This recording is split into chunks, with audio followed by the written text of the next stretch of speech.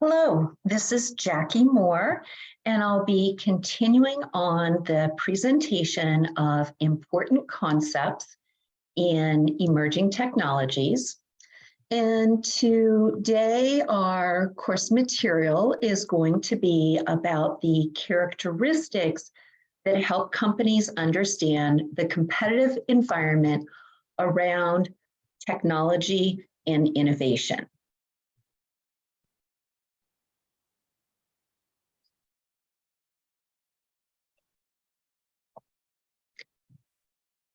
We ended the last video by discussing the fact that emerging technologies have competitive volatility, which means uncertainty over who their competitors are and how those competitors will earn money. So the first specific concept we'll be looking at in terms of understanding competitive volatility is known as technology life cycles, also known as S-shaped curves. For all graphs, it's really important that you understand the dimensions that those S-shaped curves exist on. On the vertical or Y-axis, we see the performance of a particular technology. And performance typically means the ratio of the metric for performance. If we're talking about chips, computer chips, semiconductors, for example, performance is typically a ratio between the speed of the processing relative to the heat that's generated by that processing. The horizontal or x-axis we see is time, and time generally is considered to be correlated with R&D spending over a period of time. And an S-shaped curve, if we look at current technology, just with respect to existing semiconductors, for example, early in their development, probably in the 1950s and 60s, we saw that as time went on and R&D spending occurred, there was a flat process where scientists didn't really understand the way integrated circuits worked and how to optimize them in terms of the speed of processing. But at some point, the magic genie in the bottle is unleashed, and we see a strategic inflection point in terms of the performance of that technology right at that first derivative, where all of a sudden the performance increases rapidly. The secrets of that technology have been unlocked, and we see that it increases the speed of processing relative to heat output, increases tremendously. But at some point, all technologies face an upper limit. And when we see ongoing R&D in a particular technology, but it levels off over time, the question becomes, should we continue putting, as a company, more R&D expenditures into a technology that perhaps we're not going to be able to continue miniaturizing more and more integrated circuits on a particular semiconductor because the heat output that's going to be generated by that is going to be too great. Simultaneously, while we see improvements in the existing technology on this S-shaped curve, we also see that there are new technologies that are being explored. And in this case, this might be something called quantum computing or molecular computing, where we see this is a totally new approach to processing. And currently, what we see is that companies are spending a lot of money. Quantum computing has been around for a couple decades now, but the performance hasn't really been unlocked yet in the sense that our existing approach to doing computing is still being very well met by semiconductors. So the question becomes, at what point will the magic genie in quantum computing be unleashed? We hit that first derivative on the new technology, S-shaped curve, And those improvements in performance ultimately supersede anything that semiconductors would be possible of in terms of performance. And so there are several implications that arise from the reality that technologies progress along these S-shaped curves. They evolve in these new generations over time, and that poses both opportunities and threats to both companies who are developing the technology, as well as the customers who are trying to figure out which technologies should I be investing in. We can't talk about S-shaped curves without talking about an important phenomenon called Mohr's law. This is named after Gordon Mohr, one of the founders of Intel, who essentially memorialized this process of the rapid improvement in performance relative to R&D that we see in that middle of that S-shaped curve. Mohr's law states that the performance of an existing technology doubles, so that rapid increase on the y-axis, every 18 months with no increase in price. Now, this has important implications. Again, if you are a vendor of technology, you're going to either be able to make quite a bit more revenue because you can charge more because the performance of your technology is better. But the flip side is, from a customer perspective, is if I wait 18 months, it could be that I'm going to get double the performance out of my technology without having to pay that much more for it. Some scientists believe that we're reaching the upper limits of Mohr's law with respect to semiconductors. And despite people predicting the demise of Mohr's law in semiconductors decades ago, science still continues to allow companies to miniaturize and gain more computing power out of chip technology than was expected years ago. So Mohr's law essentially operates on these technology improvements along an existing technology trajectory.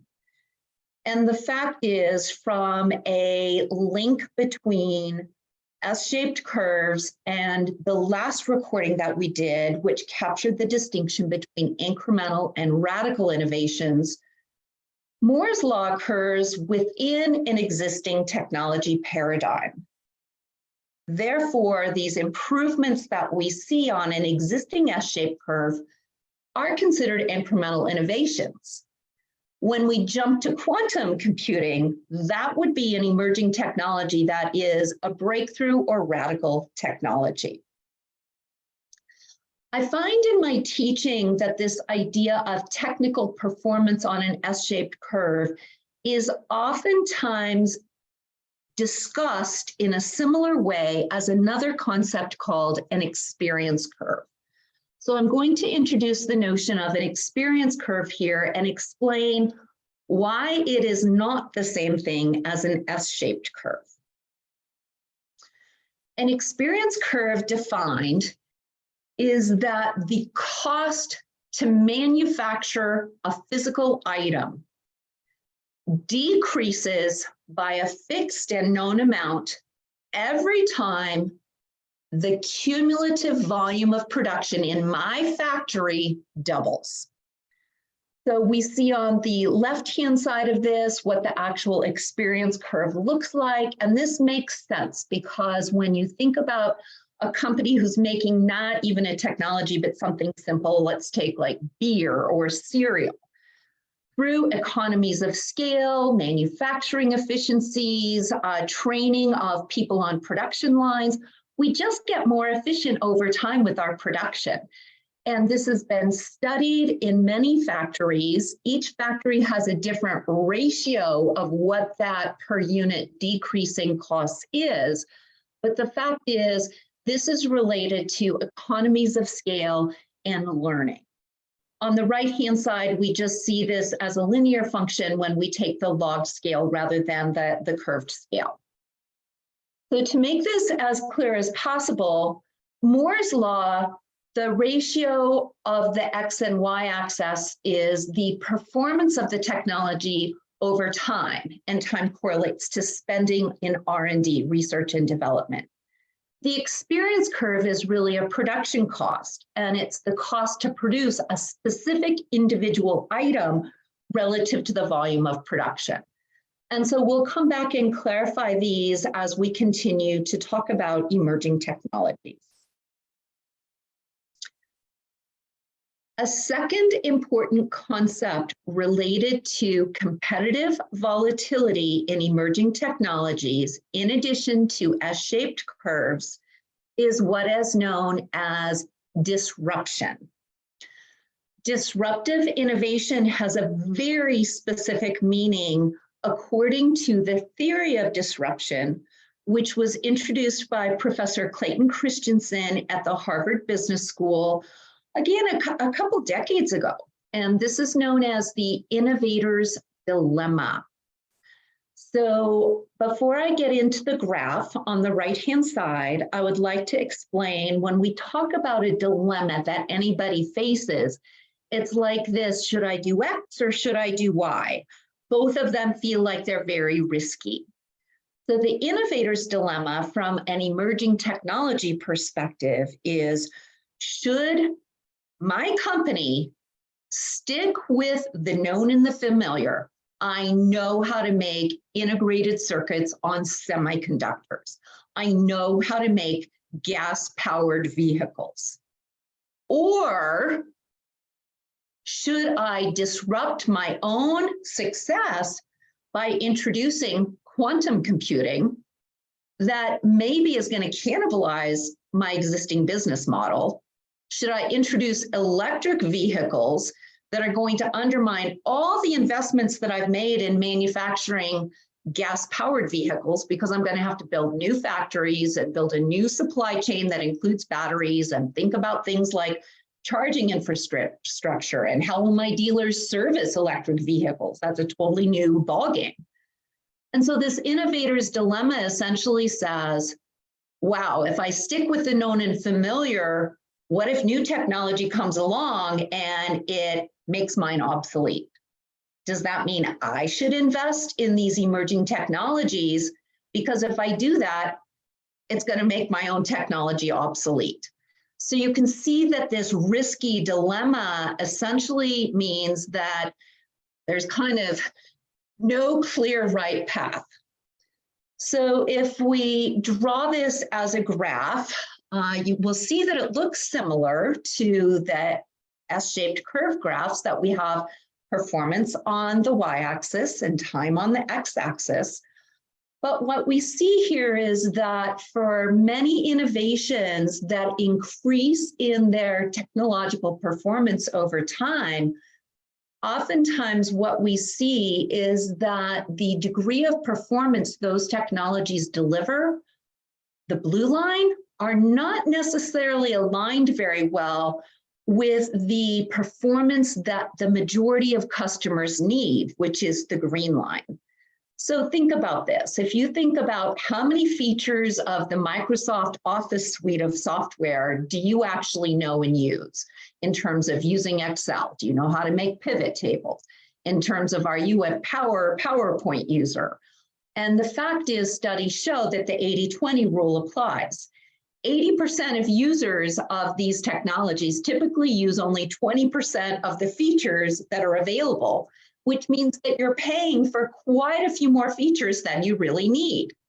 And so as this gap between the blue line and the green line exists, what we see is that we get disruptors, which has a very specific meaning in emerging technology, which is they take performance out of the existing technology in order to better meet exactly what customers need, and they do it at a lower price point.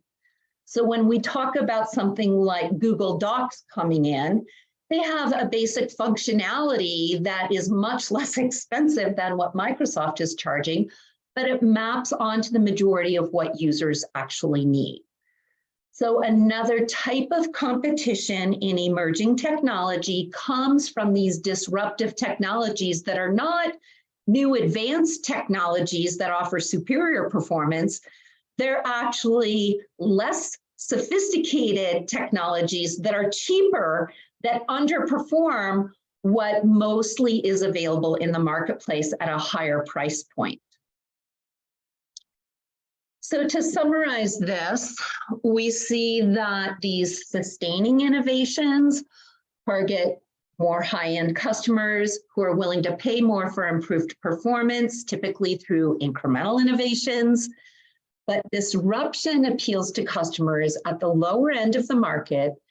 They are simpler, more convenient, and less sophisticated products, or less expensive. Think about a lot of these new banking technologies that Gen Z uses, like Venmo or Cashme or PayPal. They appeal to customers who don't want or need traditional banking or credit cards.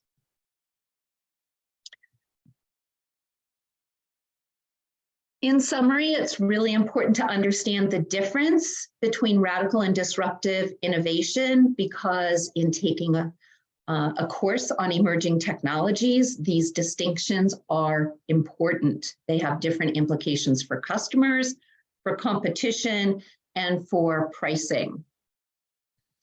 And what we see is they also have some commonalities.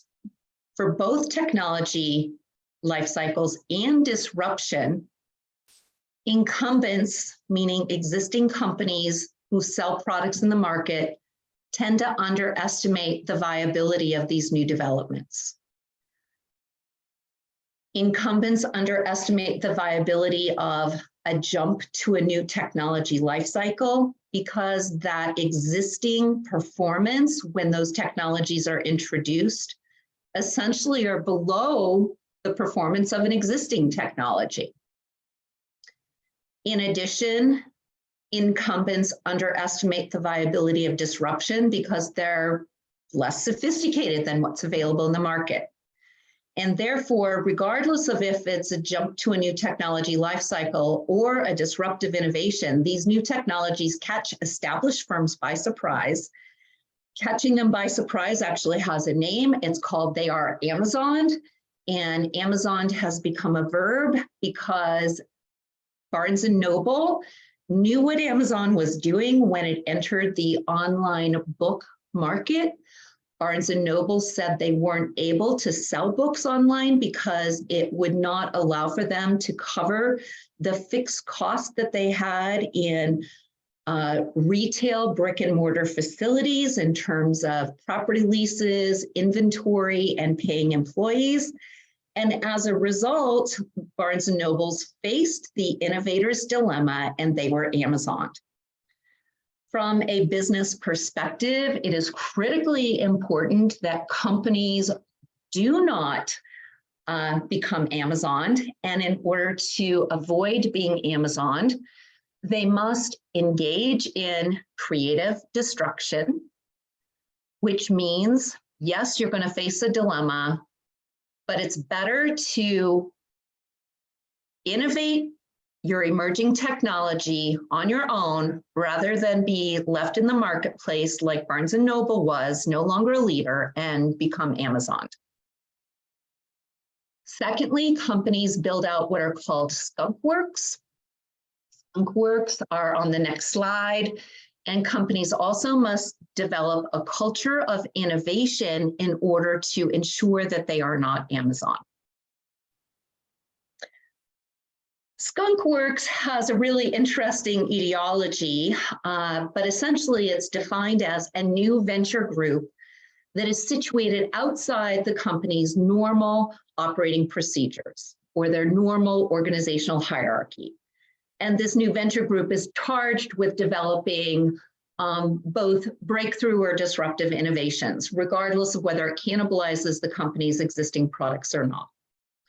You can see that the benefits of a new venture group are more creativity, and they are unfettered by existing corporate orthodoxy. And I'll get to the cons in a minute. I have a couple quotes here for you, not a couple quotes, one quote with respect to banks, it's really important for banks that they realize that a standalone venture could extend the bank's offerings and engage new customers and create opportunities for talent that might get overlooked in established organizations. So this standalone venture is essentially something that it's new, that's going to operate outside the existing hierarchy. And what we see is when E-Trade came on, for example, it was recently acquired by Morgan Stanley. But Charles Schwab worked very hard to have a skunk works of its own to compete in this online new competitive environment by having a skunk works that was set up to compete with online trades. Regarding a culture of risk-taking and innovation, there are specific ideas around what a culture of innovation means. And I have a list of characteristics here by companies that have a culture of innovation. I strongly recommend some reading on this separately from the other material I'll be covering on emerging technology, because it's very difficult for companies to not take a cautious, risk-averse approach when they think about emerging technologies. Yet that will ultimately doom them to being Amazon.